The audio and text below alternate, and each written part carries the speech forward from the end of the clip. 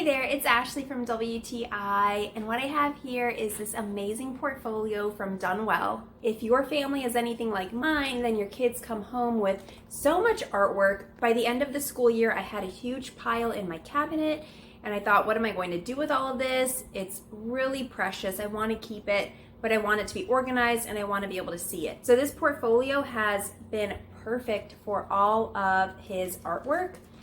As you can see, you can clearly see all of the artwork and you can flip through it and really be able to enjoy it with your child, and it's nice and organized.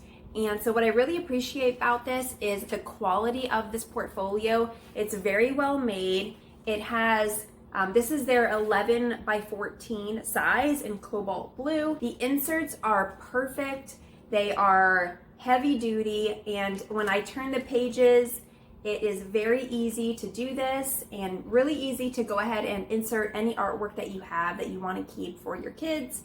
And then when I put it in the cabinet, it's nice and organized, it's flat, you can easily access it, but it's also stored away nice and organized, and you don't feel like a bad mom or dad for throwing things out.